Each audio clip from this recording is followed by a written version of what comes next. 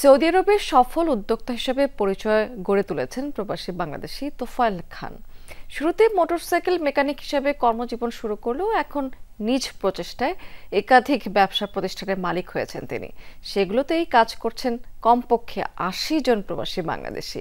ভবিষ্যতে প্রবাসীদের জন্য আরও কর্মসংস্থান সৃষ্টি করতে চান তোফায়েল। সৌদি আরব থেকে সহকর্মী মোহাম্মদ সেলিম উদ্দিনের পাঠানো তথ্য এবং চিত্রে ডেস্ক রিপোর্ট। ময়মনসিংহের গফরগাঁয়ের এক সাধারণ পরিবারের ছেলে তোফায়েল খান জীবনযাত্রার মান উন্নয়ন আর পরিবারের আর্থিক সচ্ছলতার স্বপ্ন নিয়ে ২০০০ সালে পাড়ি জমান মরুদ্দেশ সৌদি আরবে। রিয়াদে এসে কর্মজীবন শুরু করেন মোটরসাইকেল মেকানিক হিসেবে। প্রায় এক দশক শ্রম, অধ্যাবসায় আর আত্মত্যাগকে পুঁজি করে কাজ চালিয়ে যান।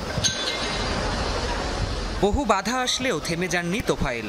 একসময় নিজেকে গড়ে তোলেন সফল উদ্যোক্তা হিসেবে। সৌদির মাটিতে এক এক করে গড়ে তোলেন Sultan restaurant, Salman restaurant, laundry, salon, fisheries ও ঠিকাদারি সহ একাধিক ব্যবসায়িক প্রতিষ্ঠান। আমি ২০০০ সালে সৌদি আরব আসি। প্রথমে আসার পরে এখানে আমি ১০ বছর প্রায় মেকানিক লাইনে কাজ করি, মোটর বাইক।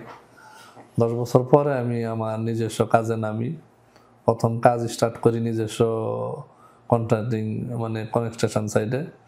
তারপর ২০২৪ সালে আমি ইনভেস্টার লাইসেন্স নিই। ইনভেস্টার লাইসেন্স নেওয়ার পরে এখানে একে একে আমি প্রায় রেস্টুরেন্ট, লন্ড্রি, সেলুন বা মাছের দোকান এগুলো আমি গড়ে তুলি। আমি নতুন নতুন কর্মসংস্থান করে বাংলাদেশ থেকে আরও দক্ষ শ্রমিক আনতে চাই।